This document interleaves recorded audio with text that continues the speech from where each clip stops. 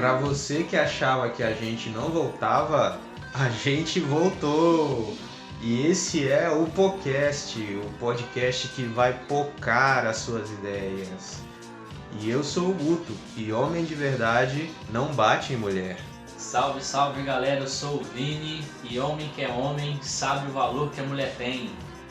Oi pessoal, uma mulher não se bate nem com a pétala de uma flor. Muito bem, essa entrada aí valeu mais do que a sua, gente. Referências. E hoje nós estamos sem o nosso querido Cebola, mas com uma convidada de altíssimo garbo e elegância, a nossa querida Jussara Marques Gabriele, ou como nós chamamos aqui na igreja, a nossa Sarinha. E ela é formada em Educação Religiosa, Serviço Social, pós-graduada em Terapia Familiar e Direito. Falei tudo certo, Sarinha? Falou só na sequência errada. A sequência era importante. E olha que eu anotei essa sequência aqui. Perdoar. Eu queria que você desse um salve para nossos ouvintes aí, cumprimentasse os nossos ouvintes, Sarinha. Fique à vontade, o microfone é seu. Bem, para mim é um grande prazer estar aqui com vocês. E principalmente porque hoje, se eu estivesse na ativa, exatamente no dia 4 de março, eu estaria completando 33 anos desse serviço. Idade de Cristo, hein? Idade de Cristo. Então, para mim poder estar aqui, né, tendo esse privilégio de participar deste programa, é na verdade um presente. E eu Presente é agradeço pra muito. nós. Pra com nós, certeza. Tem alguém assim que já estudou tanta coisa, se eu estudar metade disso aí tá bom, e que já fez tanta coisa relevante aí pra nossa cidade de Vitória e talvez até para o Brasil afora, né? E agora antes da gente entrar no nosso assunto, a gente vai pro nosso momento de salves e recados. Vamos lá. Bom, Muito bem, e a gente tem novidade para contar para vocês, muitas novidades aí. E a primeira novidade é sobre o nosso canal no YouTube. Leinha, quantos inscritos nós temos? Temos 8 inscritos. Olha só, cara, foi um aumento aí de uns 400%. É isso aí, tinha só 2. A gente quer agradecer muito a você. Você que se inscreveu e tá ouvindo o podcast pelo YouTube. Rumo aos 10. Rumo aos 10. Nossa campanha aí. E o nosso Instagram também, a gente quer agradecer que agora a gente tem 51 seguidores no Instagram. rumo ao 100 agora. Rumo aos 100 agora. Quando a gente chegar aos 100, a gente vai fazer alguma coisa especial aí que a gente não sabe ainda. Então, divulgue o podcast no nosso Instagram, e tudo que a gente faz, a gente está divulgando ali, né? E a gente também queria agradecer aos comentários, né? Porque a gente reclamou na última gravação que não tinha ninguém comentando, a gente não sabia quem estava ouvindo isso. Se tinha alguém ouvindo. A gente estava gravando de teimoso, mas Deus ouviu dos céus o nosso clamor e fez com que o último episódio sobre a Escola Bíblica Dominical chegasse ao nosso querido Diego Ecard. Eu acho que é assim o sobrenome dele, lá do Rio de Janeiro. Opa! Chegou hoje, né? O Estamos nosso no Rio de Janeiro, podcast. podcast rompendo aí as barreiras capixabas, tá chegando no estado do Rio de Janeiro. E também ele comentou lá, a gente ficou muito feliz com o comentário do nosso querido Diego. E ele falou que ele se identifica, ele é um professor de escola bíblica dominical, então ele é dos nossos, né? Massa. Todo mundo que está aqui é professor de escola bíblica, raiz mesmo. E também ele corrigiu a gente. É bem Valeu, raiz. Diego. Obrigado, Diego. É isso. Obrigado, Diego. A gente falou que a Juerp tinha acabado e, corrigindo a informação, a Juerp não acabou, gente. A Juerp mudou de nome. Agora a Juerp se chama Editora Convicção. Se você também é um batista raiz, né, que gosta da Juerp, então pode procurar a Editora Convicção aí, que é a mesma coisa. A gente também teve um super comentário do Pastor Marlon, que é o nosso pastor aqui da nossa igreja, que tá chamando a gente aqui, mandando a gente parar a gravação. Pode abrir e dar um salve aqui que tu aparece na Aproveita gravação. e dá um Agora você vai ter que salve. dar um E aí, salve. gente? Salve, salve. Comentou no nosso último episódio acho que a gente não falou muita Participação besteira. especial agora do ouvinte aí, ó. É, você que tá comentando, você pode participar, olha só, o pastor tá Eu fiz um participando. comentário no outro episódio. Fez, a gente Foi tá... muito bom, muito bacana sobre BD. E o Olha. nome de Jesus vai continuar. Viu? Amém. A palavra do pastor é profética. Muito bem, então um podcast interativo aí, tá vendo? O ouvinte chegou aqui e falou, né? Você que tá ouvindo, se você quiser fazer a mesma coisa, você pode. Isso aí. Você consegue. E eu você é vou capaz. comentar lá nesse episódio que eles estão gravando Então, agora. olha só. Não sei o que eles estão falando, eu vou comentar. Aí a Sarinha vai estar participando. Se ela falar alguma coisa, você corrige lá também. É. Não pode corrigir essa linha. E a gente teve um outro comentário, né, Vini? Quem foi esse Cara, comentário? foi o melhor comentário da história dos 4 anos do podcast. Ela fez um comentário que na verdade não foi nem nas mídias sociais, foi um comentário pessoalmente. Caramba! Foi a mulher mais maravilhosa desse mundo, a Ai, Nega Lu. Aê! Oi, a senhora, minha esposa, Nega Lu Maia. Fala de você que não fala desse comentário quando você chega em casa. Ela elogiou muito. Ela que inclusive esteve na primeira gravação, quando a gente fez, ela esteve presente, né? Não participando, mas ela acompanhou. E aí ela viu, poxa, da primeira pra hoje, assim, ela fez um comentário bem bacana, assim, de como que a gente tá mais soltinho, assim, falando mais bobagem, É verdade. essas Foi coisas. até a imitação do Luciano Huck, Do Luciano Huck. né?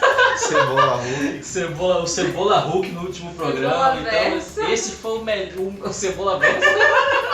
Esse foi o melhor comentário pra mim. Maravilhoso. Foi o melhor. Da melhor pessoa. Muito bem. E eu tenho mais uma novidade para te falar. A gente peregrinou aí por alguns lugares, por alguns sites, pra gente hospedar o podcast. E agora, uma novidade boa é que a gente está no Spotify agora também. Se você curte ouvir suas músicas no Spotify, agora você também pode acompanhar o podcast no Spotify. Beleza? Então é isso. Agora se arrume aí na cadeira, porque esse programa, esse episódio está de poucaço as ideias. Muito bem, o nosso podcast hoje é especial do Dia da Mulher. E antes de falar um pouco da nossa temática, que é violência contra a mulher, a gente vai falar dessa data, que é dia 8 de março, que foi organizada pela ONU lá em 1975. Esse dia ele foi organizado como uma forma de homenagear as mulheres e também para lembrar da luta das mulheres por igualdade de direito, né? Uma data que é muito lembrada aqui no Brasil é 25 de março de 1911, onde houve um incêndio numa fábrica onde as mulheres trabalhavam, lá nos Estados Unidos, e morreram 146 trabalhadores, e dentre esses trabalhadores, 125 eram mulheres. Esse incêndio é símbolo dessa data, do Dia Internacional da Mulher, que mostrava as condições degradantes de trabalho que essas mulheres enfrentavam. Então, essa data do dia 8 de março, ela é uma data que simboliza essa luta por igualdade das mulheres, né? E eu queria, para começar a nossa conversa, perguntar a Sarinha se a gente tem essa data que fala aí, né, dessa homenagem às mulheres, essa luta de igualdade. Será que a gente precisa falar mais dessas coisas? A gente precisa falar sobre violência contra a mulher? O que você acha, Sarinha? Olha, este é um assunto de suma importância, tendo em vista que cada vez mais o aumento da violência contra a mulher está disparando não somente no mundo, mas especialmente no Brasil e, para a nossa tristeza, no nosso estado também. Então nós precisamos falar, nós precisamos conscientizar os homens deste tipo de atitude em relação à mulher. Precisamos também conscientizar a própria mulher no que concerne a determinadas atitudes que ela deve ter em relação a esta questão que é muito séria. E a preocupação que pelo menos eu tenho em relação a isso é que a tendência é piorar. E se nós não fizermos alguma coisa, eu acredito que principalmente se nós não começarmos a trabalhar a mente das nossas crianças para já pensarem sobre essas questões, será muito difícil nós revertermos este quadro. Então é necessário prevenção, né? Prevenção. E você tem alguma estatística sobre essa realidade no Brasil, aqui no estado? Como é que é esse quadro? Olha, nós estávamos fazendo uma breve pesquisa, e nós temos aqui uma situação que é bastante triste. O feminicídio cresce no Brasil e explode em alguns estados. 1.310 mulheres foram mortas no Brasil em 2019. Aí nós temos aqui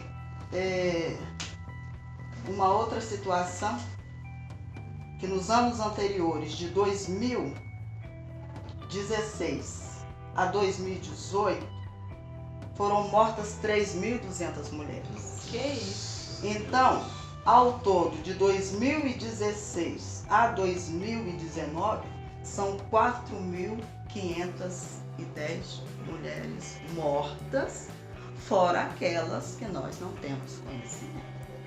Então, realmente a situação é assustadora. E essas mortes, elas são, em sua maioria, feitas pelos parceiros, né? Dessas mulheres. Sim, em maioria pelos parceiros, né? Os maridos, os companheiros e os ex também, que muitas vezes ficam inconformados com a separação. Essa questão que a Sarinha falou sobre, que a gente estava falando sobre, a maioria são os companheiros e os ex. E é isso que eu acho importante que você falou, de conscientizar a criança, né? Conscientizar o garoto, no caso, né? De que a mulher não é uma posse, né? Não é um brinquedo, não é alguém que tem suas vontades, tem seus quereres, isso não é um objeto. E eu acho que parte muito disso, de que a mulher ela foi muito objetificada, né? Com certeza. Acredito que seja por isso que acontecem tantas mortes. E o que mais me preocupa nesse processo é que hoje nós vemos ainda muitos jovenzinhos matando as suas namoradas. Volta e meia a mídia noticia essas situações. E me preocupa porque normalmente hoje as crianças elas estão sendo criadas com excesso de proteção. E no sentido de que todas as coisas que elas querem são, digamos assim, satisfeitas. Ou seja, eu não posso decepcionar o meu filho. E nós temos uma situação que é muito interessante, que normalmente os pais, eles não querem permitir que seus filhos passem por dificuldades como eles passaram. Só que os pais se esquecem que as dificuldades que eles passaram promoveram neles, digamos assim, uma determinação, né, um caráter. Então a tendência hoje, os pais querem proteger os filhos e darem tudo que os filhos querem, tudo aquilo que os filhos desejam. Então vejamos bem, quando esse jovenzinho que está acostumado a ter tudo que ele deseja, ele arranja uma namoradinha e essa namoradinha de repente resolve dar um basta na relação, então a tendência natural é o seguinte: se ela não ficar comigo, tá? Ela não vai ficar com mais ninguém. Então eu vou e mato. Então, isto é uma situação assim extremamente preocupante e que muitas vezes não é divulgada dessa forma na mídia. Então, a situação é muito mais profunda. Nós estamos lidando apenas com a ponta do iceberg, porque a base realmente está nos mostrando que ela está completamente contaminada. Sarinha, eu ainda tô, apesar de já ter ouvido falar desses dados, eu ainda tô, não sei se chocado é a palavra certa, mas eu mexi um pouco comigo esses dados. Eu acho que a pessoa que ouve esses dados, essas estatísticas, e não causa nada, nenhuma reação, essa pessoa ela precisa repensar um pouco até no que ela está pensando para sua vida, né? Porque assim, é algo que choca muito. E pelo que eu estou percebendo, não sei se pela sua experiência você pode atestar isso também ou não, que a gente tem algo que culturalmente está enraizado na nossa sociedade, né? Porque antes, quando a gente vai estudar um pouco da história, a gente pensava que isso fazia parte de uma cultura patriarcal, de não sei tantos anos atrás, e a gente percebe que mesmo hoje, em 2020, com todo o avanço tecnológico, com todo o avanço do pensar, do saber, da formação, a gente ainda está enraizado naquela cultura arcaica de séculos atrás. Não sei se você pode atestar isso, mas... Sim, atesto e está assim, completamente impregnada. E é essa que é a preocupação. E essa cultura de posse, de machismo exacerbado, abrange todas as classes sociais. Muitas vezes as pessoas pensam que só a mulher de periferia, mulher de comunidades mais pobres, que são vítimas da violência. Não. A situação realmente é caótica.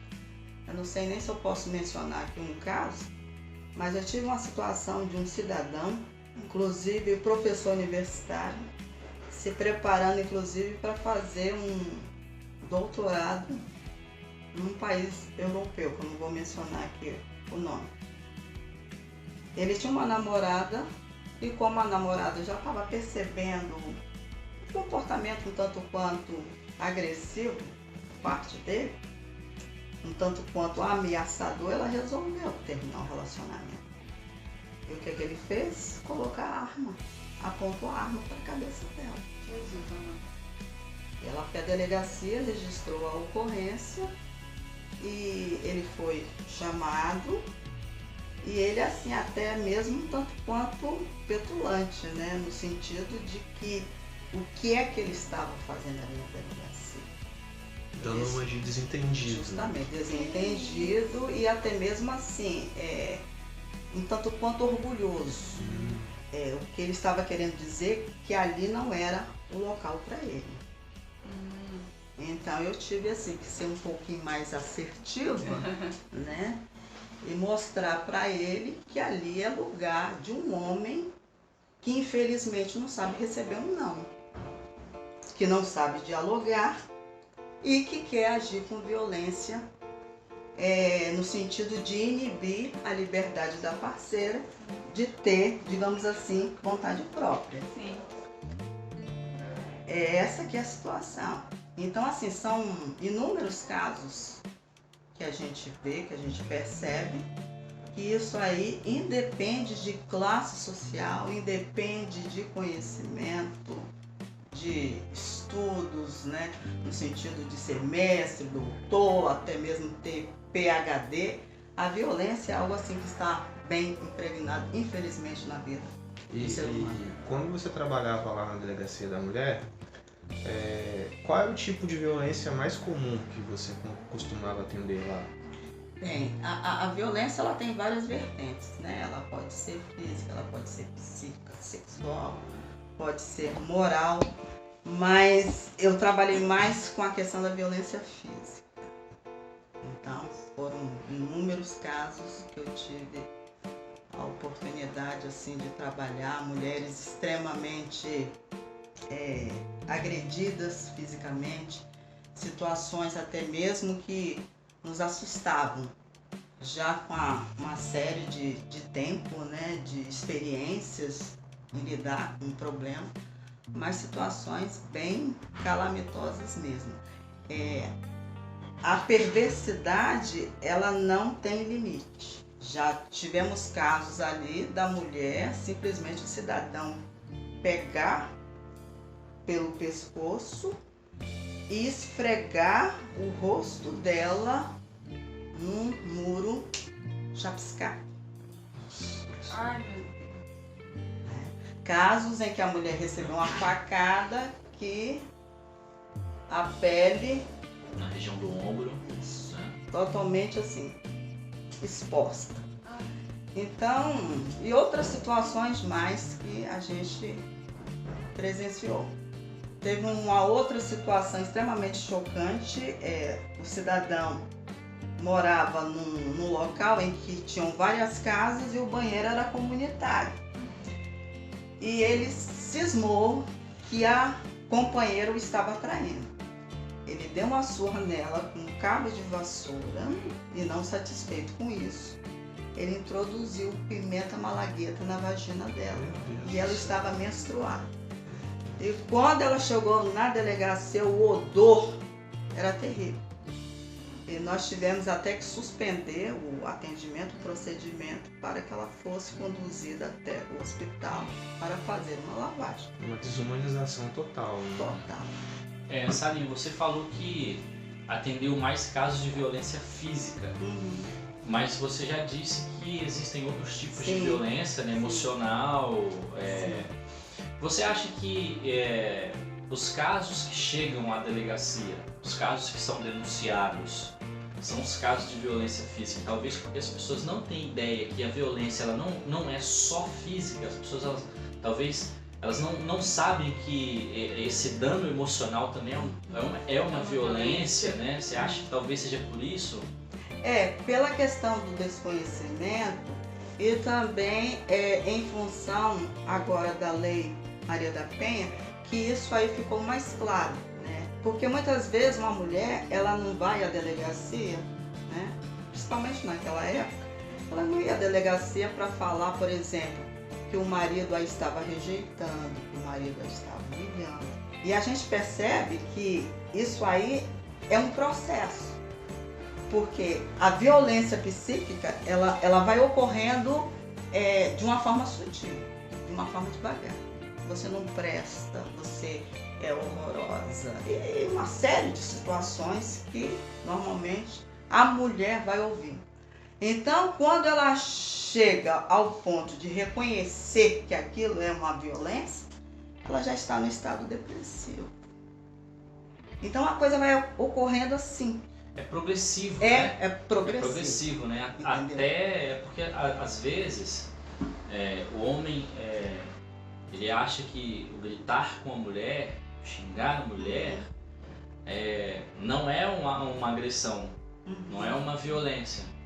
Por vários motivos, né? Por de repente estar enraizado aquilo nele já, por ele de repente ter visto o pai fazendo com a mãe, o avô com a avó, por uma série de motivos. Por ele não achar que isso é violência, ele começa fazendo dessa forma, né? Pelo que eu estou entendendo, né? Nessa progressão. Até que chega no ato violento, né? Só que até chegar no ato violento, essa mulher ela já sofreu emocionalmente, né? Já foi humilhada, todo um já foi... desgaste, né? Pelo que eu entendi também, essa cultura, que é uma cultura em que parece que os homens tomam posse da mulher, Sim. que desumaniza ela é um objeto que me pertence e eu posso fazer o que eu quiser com ela. O que eu quiser com ela. É essa, infelizmente, a ideia. E muitas vezes, por exemplo, né, quando eu começo a xingar uma pessoa, quer dizer, eu estou cometendo um crime também, que é o crime de injúria, né? Porque eu começo assim, xingar, eu começo a difamar também. A difamação é outra situação também, que é um crime também. Quer dizer, eu chamo a mulher de piranha, né? Eu chamo de vagabunda, você é isso, aquilo outro. Isso é uma forma de violência também, que consta no Código Penal, que é o crime de difamação. Então, são uma série de situações. Então, quando a mulher ela tem consciência de que ela está sofrendo esse tipo de violência, ela vai à delegacia, as providências são tomadas nesse sentido. Mas quando ela não tem consciência de que a forma como o marido a trata é um crime, ela simplesmente vai aceitando aquela situação como se fosse normal. Porque se eu xingo você, eu estou injuriando você, né? Então, é uma situação extremamente complicada. Eu acho que outro problema sério também é justamente a falta de informação. Sim, eu acho também, Sarinha, que essa cultura está enraizada também no fato de que, às vezes, nós mesmos, mulheres, falamos assim, não, o homem é assim mesmo. Quantas vezes Justamente. alguma amiga vai se queixar com a outra, uma filha vai se queixar com a mãe, minha filha, homem é assim mesmo. E aí aquilo ali ela não vai tomar consciência de que, não, eu achei que eu fui agredida verbalmente, mas não, eu conversei com alguém me disse que o homem é assim mesmo. então ela vai levando até que chega a níveis críticos, né? E muitas vezes nós contribuímos para isso. Sim, Até mesmo na forma como nós criamos os nossos filhos, né? Exatamente. Os do sexo masculino, né? De uma forma, às vezes, totalmente irresponsável, né? Vai almoçar, come, digamos assim, não lava o prato. Não, deixa que sua irmã lave, exato. né? Mas a casa é o espaço de todos. Todos têm obrigação. Tudo bem que a mulher, a mãe, no caso, ela tem que administrar. Mas todo mundo tem por obrigação dar sua parcela de contribuição. E muitas mães não querem que os filhos nem forrem uma cama. Sim. Então é complicado. Então isso já vem de lá. Por isso que eu falo, a base. A gente tem que começar a trabalhar na base, porque a gente só vê a ponta do iceberg. Tudo começa dentro de casa. E eu tenho uma outra situação também. Não sei se você já pegou casos assim, às vezes a mulher ela tem esse caso da violência, aí tem essa situação que a Leia falou, às vezes uma amiga, a própria mãe vai dizer, não, homem é assim mesmo, poxa, você não vê seu pai? Exato. Você não vê. E também tem sempre aquela questão assim, a mulher, quando ela tá apaixonada por esse homem, quando ela tá amante desse homem, amando esse homem, ela sempre vai acreditar que ele vai mudar. Sim. E aí tem aquele lapso desse cara que de repente ele pode acontecer dele ter um momento de carinho com essa mulher. Então ela sempre vai ter esperança assim, ele vai mudar. Sim. Né? E o que acontece é que ele agride, daqui a pouco ele vem com um presente, Sim. né, chorando, arrependido, e ela aceita de volta porque ela acredita nessa mudança. E o que acontece muitas vezes, né, que ele não muda, né? E uma coisa muito interessante nisso que vocês estão falando é justamente o perfil do agressor, do sociopata. Ele pode agredir a mulher, digamos assim, detonar com o rosto dela, que normalmente é o local que é mais agredido é justamente o rosto, ou outra parte do corpo, né? Estou falando rosto assim porque normalmente os casos, as mulheres chegam com os olhos, né? Como se fossem ovos cozidos, né? Nossa. Então vejamos bem, e agride e logo em seguida quer ter um relacionamento íntimo com ela. É um perfil de um agressor, né? Sociopata, com total ausência de consciência, de sentimento, porque não está nem aí. Então, assim, são situações sérias que muitas vezes a gente, até mesmo na qualidade de policial, fica numa posição de impotência. Outro problema sério também que nós lidávamos na delegacia era justamente elas vinham para registrar a ocorrência, faziam aquele drama todo, papapá. Daqui 2, 3 dias retornavam Pra retirar a queixa. a retirar, como elas falam, né? Não é queixa, né? É, Mas é. é o hábito de falar. O senso comum. Vim retirar a queixa. Eu tive uma situação que inclusive me marcou muito e eu tive a oportunidade até de compartilhar isso numa entrevista que eu dei num programa Café com Leite. A cidadã chegou em estado de petição de miséria, digamos assim, com o rosto detonado. Ela era viúva, o marido a deixou com uma boa casa, com uma excelente pensão, e ela se envolveu com um homem mais jovem. Aí aquela mulher chegou, vamos tomar as providências, não, instaurar logo inquérito policial, declaração, rolar testemunha, tem que encaminhar exame, mas ela tem que ter uma assistência médica, toda aquela loucura na delegacia. Depois de todo o estresse da situação, porque por mais que a gente veja, mas sempre a gente tem aquela sensibilidade, porque principalmente nós mulheres nos colocamos no lugar da pessoa. A mulher perguntou assim, ele vai ser preso? Eu falei assim, provavelmente sim, face a gravidade das suas lesões. Aí a mulher disse assim, eu não quero que ele seja preso. Mas minha senhora, nós temos que concluir, né? Não quero que ele seja preso. E é comum Ela isso, falou, né? por que, minha senhora, que a senhora não quer que ele seja preso? porque ele faz amor tão bem, Meu Deus do Ai, céu, Jesus amado. como pode? né? Aí eu dei uma resposta para ela que eu não vou falar. Você que tá ouvindo, você pode imaginar. Fica aí de exercício pro leitor, pro ouvinte. E deixa eu te fazer uma pergunta, assim, que tá fora do script aqui, mas você, como mulher, como cristã, como alguém também que era uma agente da lei, enfim, como você, o que você diria para uma mulher dessas, que está sofrendo abuso, violência física, o que você diria para essa mulher? Que ela tem que realmente procurar uma delegacia, tá? Denunciar o fato, registrar um boletim de ocorrência, porque a preocupação é o seguinte, do risco que ela corre. A gente não sabe o que se passa na cabeça de um homem que ameaça. Então, às vezes a mulher, ela fica achando que aquela situação, digamos assim, ela é momentânea, que ela vai passar. Mas se ela já tem um quadro, digamos assim, de reincidência nesse processo, ela tem que tomar uma atitude. Porque senão a situação pode piorar, pode se complicar e ela pode justamente engrossar aí as estatísticas, né? Sair de casa, Feminicídio. sair de casa, fazer um boletim de ocorrência. Sim, registrar. E ir até o direitinho, final, né? Não né? retirar a Se queixa. possível também procurar um advogado para ter toda uma orientação. Porque às vezes o que mais me preocupa é que a mulher muitas vezes ela é impulsiva. Ela é de momento. E eu sempre falava na delegacia que elas tinham que pensar, né?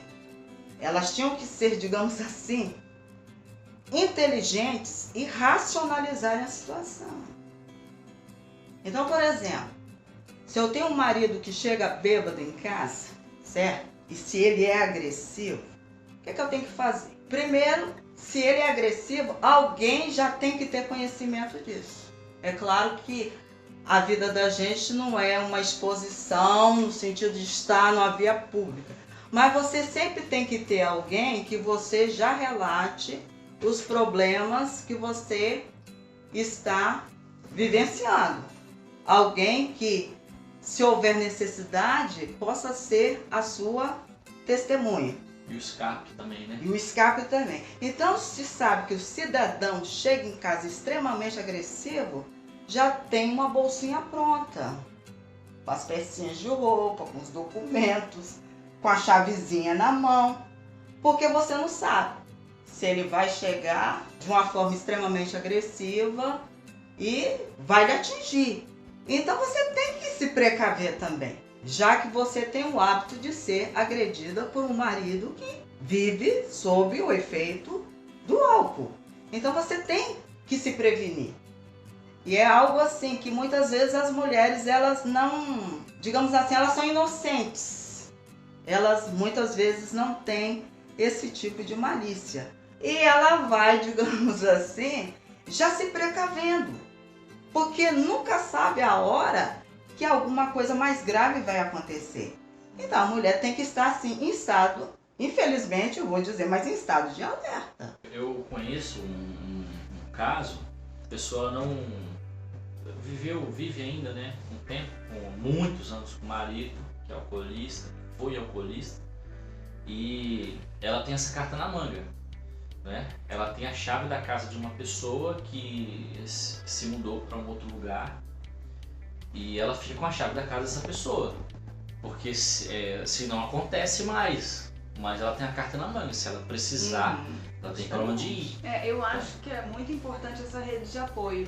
E uma rede de apoio que acredite na mulher também. Porque às vezes eu já ouvi uma pessoa falando isso, não era um caso real, era um filme que eu estava assistindo com uma pessoa que a mulher foi agredida e que ela acabou que continuou com a pessoa que agrediu ela e tal. E a pessoa me disse assim, tá vendo? Merecia apanhar mais.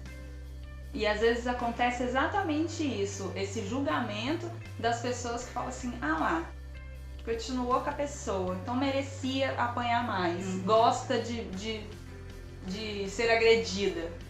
Eu acho que é importante essa rede de apoio sem julgamentos, de ok, Justamente. venha pra cá quando você precisar e que a gente Verdade. vai te ajudar, porque às vezes passa muito por uma dependência emocional da outra Sim. pessoa, não consegue se desligar, mesmo que Não aquela consegue. pessoa tá fazendo muito mal. Ela vai te matar, mas a pessoa ainda não conseguiu enxergar isso. E eu acho que cabe a nós também ficarmos atentos a esses Sim. casos, né? Se você percebeu que a pessoa está sendo agredida, pode ser que por todo esse contexto ela não vai sair de lá, né? E a gente chegar junto, ficar atento, vigiar e oferecer mesmo apoio e ajuda. Sim. Mudando um pouco de assunto aqui, você falou do perfil do agressor. Sim. E nesse agressor aí, nesses agressores, tem crente também? Eita! Meu Deus. Vai queimando, Senhor. Com muita tristeza, eu digo que sim. Já recebi muitos agressores. É engraçado assim que eles têm uma postura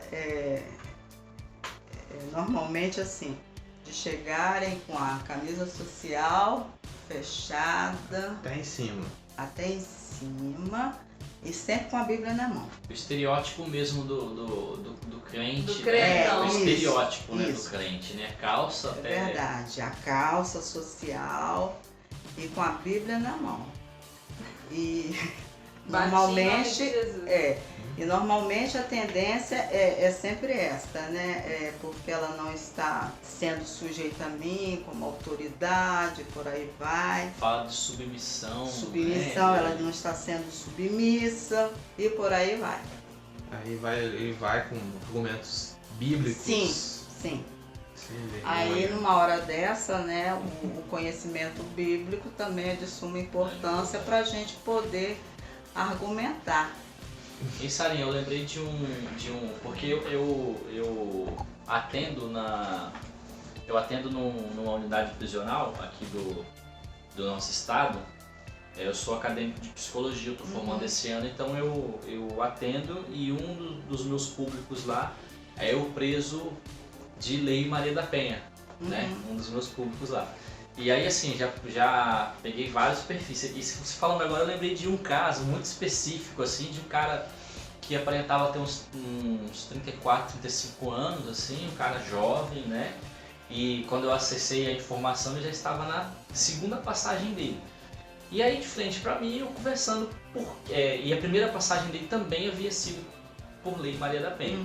E aí eu conversando com ele dizendo que era a segunda companheira dele, a primeira ele numa discussão, ele agrediu a namorada e a namorada chamou a polícia, ele foi preso e tal, e aconteceu exatamente igual com a segunda companheira dele. Numa discussão, ele discutiu com ela e a moça chamou a polícia, mas ele foi preso e dizendo, não, mas em nome de Jesus eu vou sair daqui, cara, eu tenho minha vida lá fora, eu conheço o pastor fulano de não sei aonde, assim, mas sabe, o cara tentando jogar essa conversa pra mim, assim, de que ele era um bom cristão, né, assim, sabe? E você falando disso, eu lembrei desse episódio, assim, porque até marcou um pouco pra mim, assim, foi a primeira vez que eu vi uma pessoa desse perfil, nessa situação, e eu fui obrigado a falar com ele, cara, você pode ir na igreja quantas vezes você quiser, você pode fazer o que você quiser, frequentar quantos cultos você quiser, se você não mudar o seu pensamento, você vai sair daqui e você vai voltar pra cá de novo. Você pode mudar a companheira, a namorada, a esposa, você pode mudar de igreja, você pode mudar de conselheiro espiritual, mas se você não mudar o seu pensamento de que a mulher é sua posse, é seu objeto, você vai voltar pra cá. E eu me lembro de um colega, pastor, que ele dizia bem assim, se a mulher chegasse pra ele, meu marido tá me batendo aqui, não sei o que, e depois daquela situação de ele se arrepender, né, e ela falasse assim pra ele, vai lá e ora com ele e tal, ele dizia assim, primeiro eu ligo pra polícia, denuncio, e se ele for preso, eu vou lá na cadeia e oro com ele, né, porque justamente parece que há essa cultura da impunidade por eu ser crente, por eu ser de outro mundo, Uhum. né? Por eu ser cidadão do céu, eu não tenho responsabilidades com as leis Sim. daqui, né? Então eu acho que passa por nós também, da igreja, né, pastores, por essa atitude também de denúncia e Sim. não ficar passando a mão na cabeça certeza. de agressor, né? Concordo plenamente, tem que ser assim. Porque o argumento deles é justamente assim, em termos deles assim imporem, né? A minha vontade você tem que obedecer. Então vem com aquela questão, a mulher não é submissa, sim. Ela não está sendo submissa, mas ela não está sendo submissa por causa de quê? Você de fato tem amado a sua esposa como Cristo amou a igreja? Né? O que está acontecendo dentro da sua casa? Então você tem que conversar para tentar fazer a pessoa refletir sobre a questão. Mas é muito complicado. Às vezes os crentes são mais difíceis da gente lidar do que os Meu incrédulos. Deus. Aqui- Porque eles já se acham os donos da verdade. Então eles já chegam na delegacia com aquela empáfia. Né? E tanto é que as minhas colegas falam assim, vai para Jussara que Jussara. Já tem um manejo. Jussara. Já tem manejo. Jussara lê a Bíblia, ela vai saber se entender com esse cidadão. Né? E era assim mesmo, bem complicado. Cara, a gente brinca, mas assim, é triste demais, né? Porque a gente percebe e a gente vê a essência da mensagem de Jesus, a gente vê que em momento nenhum ele violou o respeito e o direito das mulheres, com né? certeza. E por que então que pessoas que se dizem discípulos, né? E que Querem querem fazer o contrário. Né? exatamente, né? Isso me gera uma crise também, assim, sem igual. Agora, outra questão assim, que eu gostaria de colocar, que eu acho que é de suma importância, é no sentido da mulher, ela conhecer o perfil do agressor. Nós temos assim, de uma forma mais tranquila, aquele agressor que ele é eventual. Então, pra mocinha que tá querendo começar a namorar e a Justamente. casar, essa dica é pra Essa você. dica é de querendo suma casar. Tá importância. querendo arrumar um namorado. Tem o agressor que é eventual, que quando ele agride a esposa, e principalmente assim, se é na frente dos filhos, é algo que mexe muito com ele, o eventual. Às vezes por uma questão assim de estresse, ou de repente a mulher ficou falando muito nos ouvidos dele, mas é uma situação completamente esporádica. E até mesmo o comportamento desse cidadão na delegacia é diferenciado.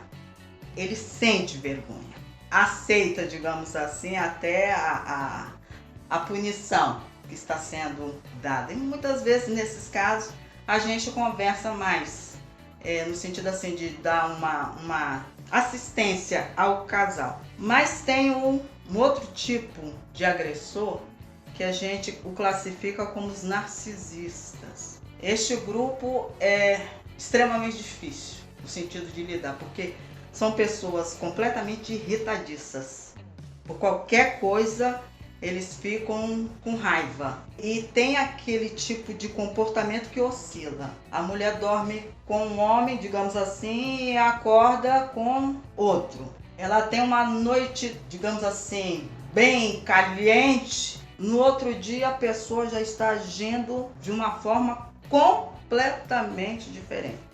São pessoas extremamente inseguras e eles são conhecidos também como aqueles que têm a síndrome de Peter Pan e são conhecidos também como Dom Juan, porque normalmente eles não se contentam com um relacionamento só. E esse tipo de homem, para mim, depois do sociopata, que a gente até já comentou alguma coisa aqui, é, digamos assim, o mais perigoso. Porque além da possibilidade dele agredir, embora ele fique muito preocupado com a imagem dele, mas é um tipo de distúrbio assim, de caráter que ele vai minando a mulher. Porque a mulher fica sem saber o que está acontecendo na relação. Ela não conhece, não tem informação sobre o assunto. Então ela começa a achar que ela é a culpada. Ele é manipulador, né? Ele é extremamente manipulador. E ela vai se achando assim, não, a culpa é minha. Eu que estou fazendo alguma coisa errada.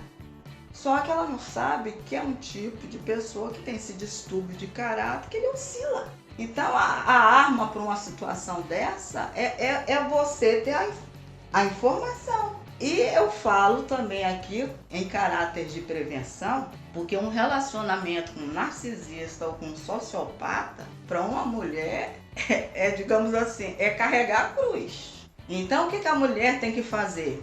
Aquelas que ainda não se casaram. Começar a observar o comportamento. Porque tem mulher que acha que o cara, digamos assim, é extremamente apaixonado. Elas acham que é porque ele estava nervoso. Então a mulher, a jovenzinha, tem que observar. Qualquer forma de agressão, apertar o braço ou ficar extremamente irritado porque ela se atrasou, controlar a roupa dela. Então ter esses acessos de ira, tem que tomar cuidado. Tem que tomar cuidado, a não ser que tenha vocação para sofrer. Nossa. Essa é a realidade. E o que tem de narcisistas por aí, a quantidade é muito grande. Então são cuidados que a pessoa tem que ter. E por que a gente fala isso? É porque hoje em dia, o que eu percebo, que os relacionamentos, eles estão assim, muito imediatistas. Da mesma forma que está todo mundo querendo tudo para ontem, que ninguém tem paciência com nada, da mesma forma as relações. Então eu conheço o cidadão na balada, né, no sábado, e no domingo eu já vou morar com ele. Já ouvi uns casos assim. Isso acontece demais. São assim, vários relatos que a gente tem na delegacia. Como eu tive um caso, por exemplo, da mulher que morava com um homem de 10 anos, não sabia o nome dele. Só conhecia o homem por apelido. Meu Deus! Coisa de Sério! filme De isso. João Kleber. João Kleber, né? Acontece. Meu Deus. Então, isso são situações assim que me preocupam, porque hoje está todo mundo querendo assim, justamente começar onde deveria ser o término, né? Não acompanha, não tem paciência para acompanhar um processo e entram num relacionamento com pessoas que elas não conhecem família, não sabem absolutamente nada. E o resultado é esse caos que nós estamos vendo. Agora eu faço uma pergunta, a polícia vai dar conta de tudo isso? Não dá, gente. E volta na base. Voltamos né? para a base. E falou de polícia, você vai se dar conta e realmente não dá. E a lei? Já falamos um pouco aqui da Lei Maria da Penha. A Lei Maria da Penha dá conta de botar esses homens na cadeia, de resolver o problema?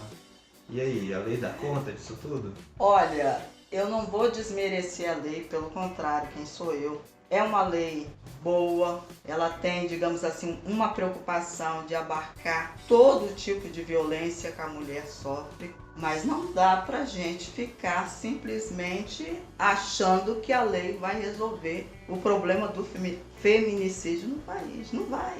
Não vai porque nós temos que trabalhar com a base. Cultura, né? A cultura, a mudança desse de olhar. mente, né?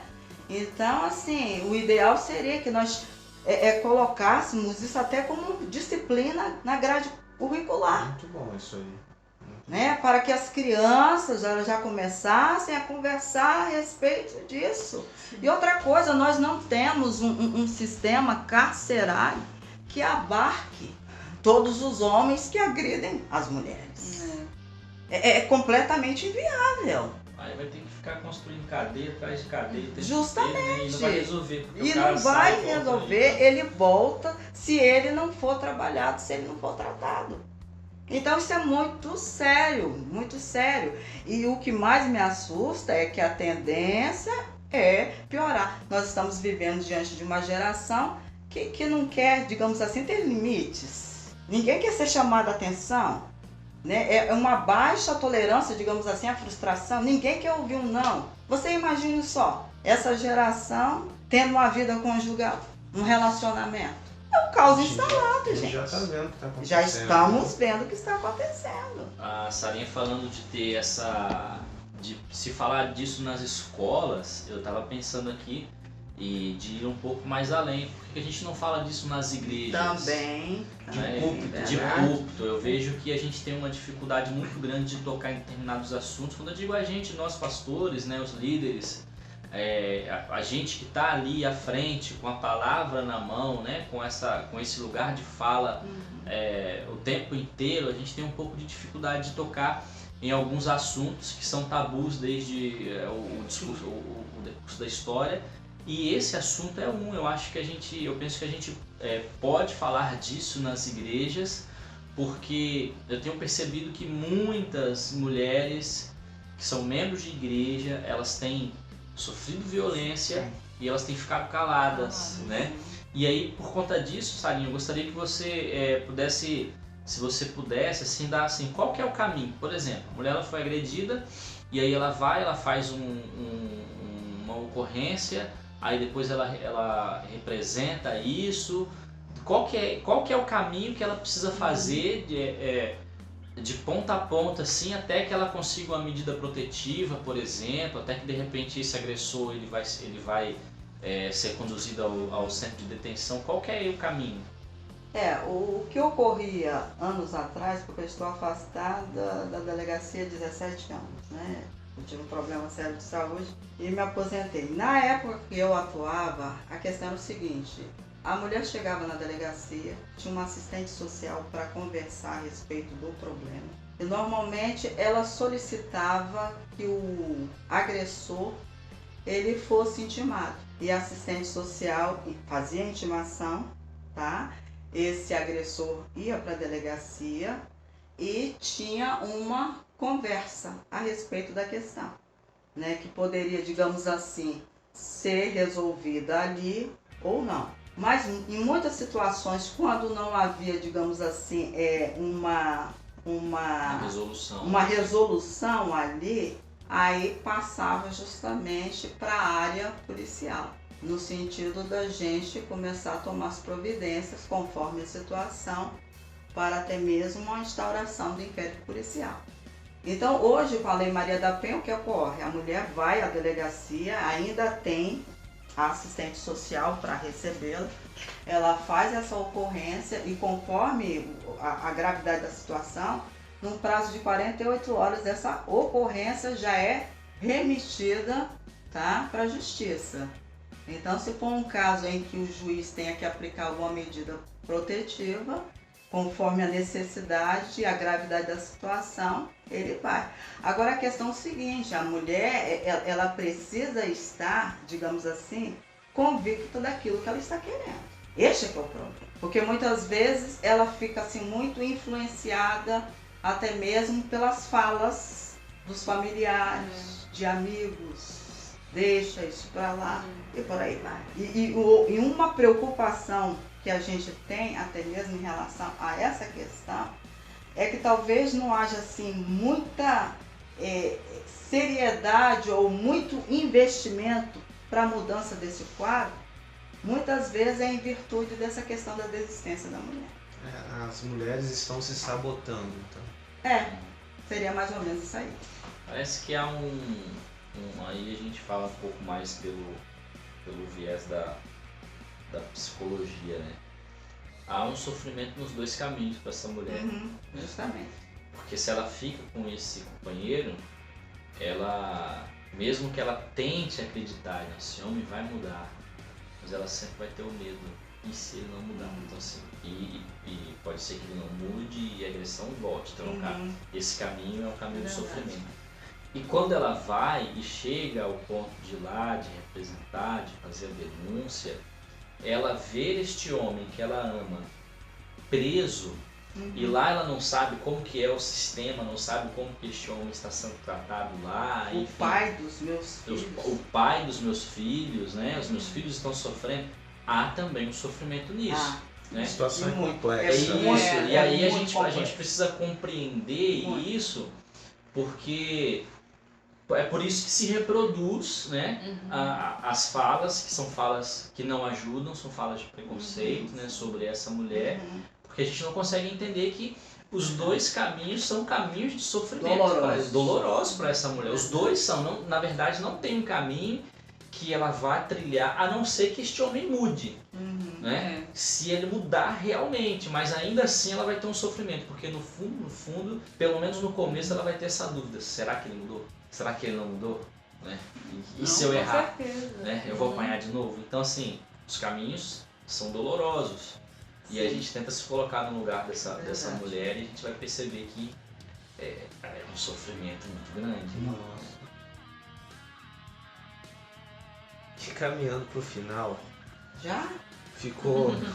Nós vamos ter que Assim. um outro programa, né?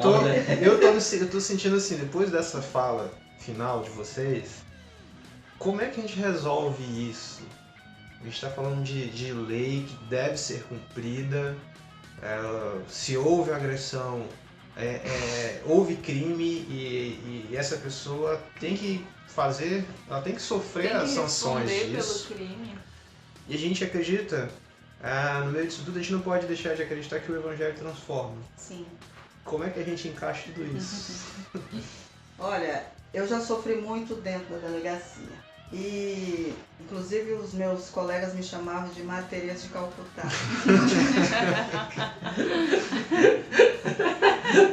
Porque, assim, eu procurava no exercício da minha profissão e sempre além. Eu não me restringia apenas à minha atribuição de escrivã de polícia, mas antes de ser uma escrivã de polícia, eu estava ali na qualidade de pessoa e de uma pessoa cristã. Então, em todas as situações que eu atuei, eu sempre procurei conversar com as pessoas, principalmente os homens também.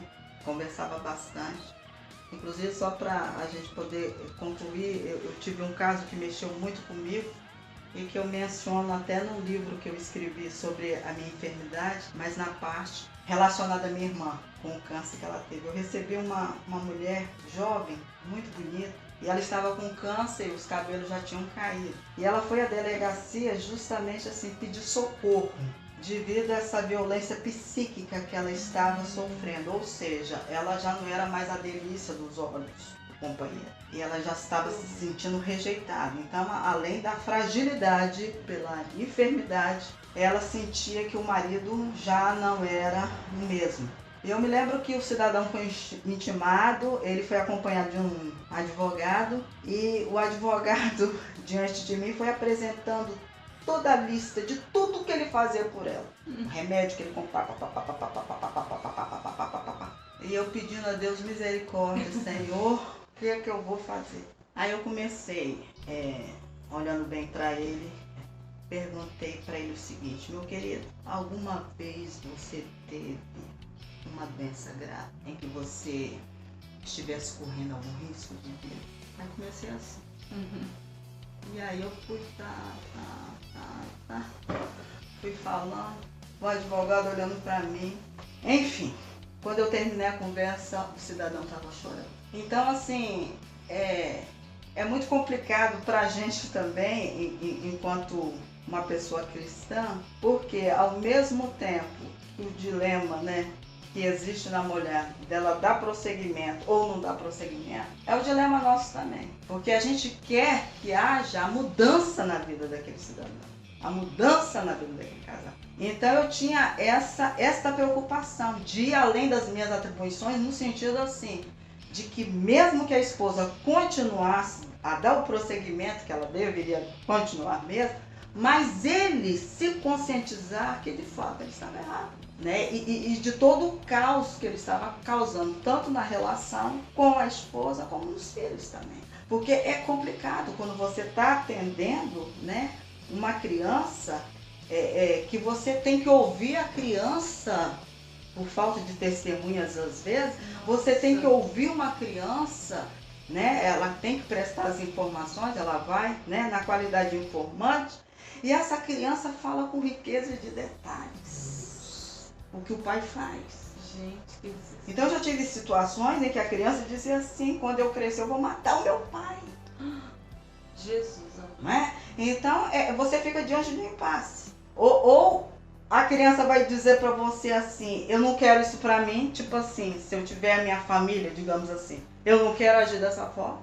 ou ele vai achar, a criança vai achar aquilo como normal, né? É outra situação também. Então é extremamente complicado.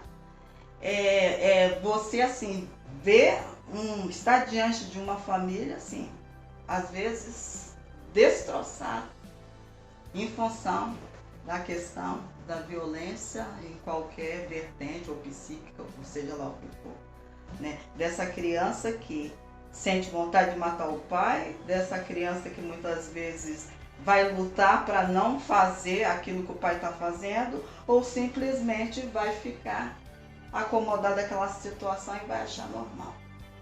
Então você trabalha em cima de todo um universo, né? Então até mesmo para ouvir uma criança fazer esse relato, você tem que ter todo o tato e como uma policial cristã está em estado de oração, até mesmo para não traumatizar a criança numa situação como aquela.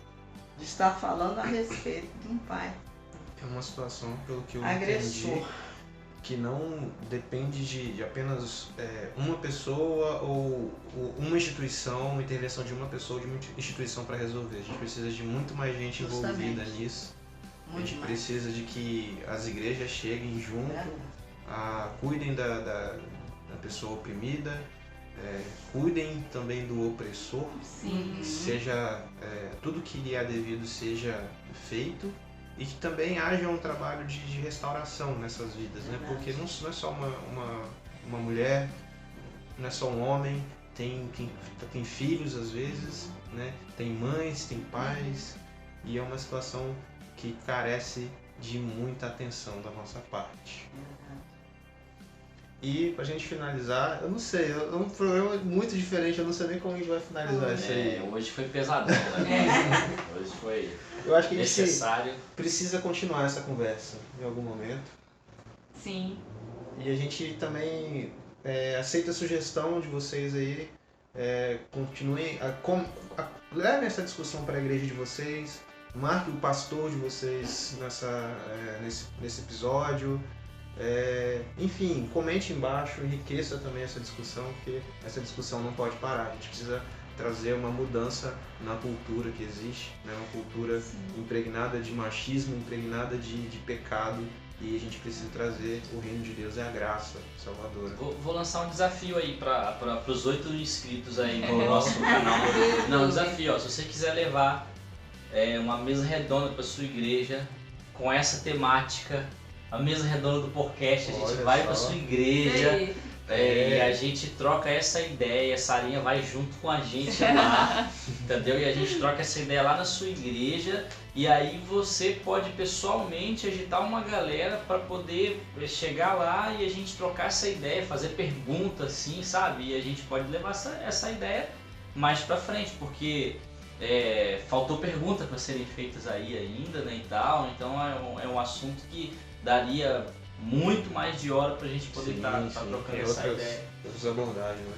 Aí você falou isso, você já pensou se o Diego chama a gente pro Rio de Janeiro? Massa, partiu, Diegão, ó, vamos lá, hein. Meu Deus do céu. Gente, então eu queria agradecer a Sarinha, obrigado por seu tempo, né, por enriquecer tanto a nossa discussão. Foi Massa. muito bom. Né? Espero que tenhamos outros encontros como esse, e quero transmitir nossa gratidão para você que está ouvindo também, né? Equipe podcast quase completa, sem o Fabrício, sem o Cebola aqui. E Nesse momento eu estou fazendo um coraçãozinho pra Negalu, né, que é a nossa comentarista aí mais bonita do mundo. aí, quem quiser se despedir, pode despedir aí. Tchau! Tchau. Eu acho que esse tema é muito importante, porque ele está sendo muito, apesar de estar sendo muito divulgado, né, a gente ainda tem muito caso, que é muito contraditório isso, mas é muito bom pra gente poder conseguir ver essas situações e reconhecer essas situações, seja no nosso relacionamento, a gente como mulher, seja no relacionamento de uma amiga, de uma mãe, de uma tia, de uma vizinha, de alguém que pode estar sofrendo. E eu me lembro que quando esse assunto começou a surgir, que eu dei conta de que isso aconteceu comigo, uma violência moral, uma violência psíquica, não sei como que eu vou enquadrar, mas foi o meu primeiro namorado que eu tive, que ele era 10 anos mais velho do que eu tinha uns 16 anos, que ele disse que ele ia me matar se ele soubesse que eu tava traindo ele. E eu não tava traindo ninguém, né? Vozes da cabeça dele disseram pra ele que eu tava traindo ele. E ele falou com todas essas letras, ele falou assim, se eu descobrir que você tá me traindo, eu vou te matar. Já se enquadra no perfil que ela falou. Olha que loucura. Loucura. E eu, tipo, nossa, eu penso assim, eu hoje, o que eu faria? Eu ia fazer Gente! Ele me ameaçou de morte! Mas eu, com 16 anos, eu não pensei na gravidade da situação do que ele tinha acabado de me falar. Não, continuei a viver minha vida normal. E além disso, teve violência sexual também. Ele não me estuprou, mas teve violência sexual. E teve N tipos de violência onde ele falava assim, eu faço o que eu quiser com você e tal. E foi realmente muito difícil me desligar dessa pessoa. E ele disse que ele iria se matar. Quando eu falei que eu ia terminar com ele, eu falei, olha, não dá mais pra gente ficar junto. Eu falei, eu tava vindo pra cá pra estudar. Ele falou assim, se você for, eu vou atrás de você, eu vou te encontrar naquela cidade e tal. Eu falei assim, ó, você não vai, porque eu não quero mais nada com você e tal. Ele falou assim, então tá bom, então eu vou me matar agora. E desligou o celular na minha cara. E aí eu fui, liguei pra ele, eu lembro que eu fui muito rígida. Eu falei assim, olha, se você quiser se matar, o problema é seu. Mas a gente não tá mais junto, faz o que você quiser da sua vida, eu nunca mais quero te ver na minha frente. E aí eu vim embora pra cá, mas isso eu nunca tinha compartilhado com ninguém. Foi assim, quando esse assunto surgiu, que eu falei, gente... Que a ficha caiu. Que a ficha caiu e que loucura, né? Talvez quantas meninas vão ouvir, mulheres vão ouvir isso. Exato. E de repente essa ficha vai cair também, Justamente, né? Então a importância desse bate-papo. Porque até então elas estão achando, quando passam por uma situação dessa, ele me ama tanto. Tá me protegendo. Nossa, ele quer me proteger, ele só quer a mim, pra eles. Nossa. E por aí vai. Né? Exato, é muito importante, meninas. Não aceitem, não tolerem, se amem e Verdade. busquem ajuda de quem vocês puderem, busquem ajuda da delegacia, da polícia, por favor. E busquem ajuda de Deus, se você não consegue se libertar. Peça a Deus para que Ele te ajude a se libertar dessa dependência emocional, dessa carência, onde você está vendo amor onde não tem, onde tem violência, onde tem morte. Peça a Deus essa força, essa coragem e se embora, botar essa pessoa na cadeia. Isso aí. E assim então a gente termina mais esse podcast. E Um abraço no seu coração. Tchau!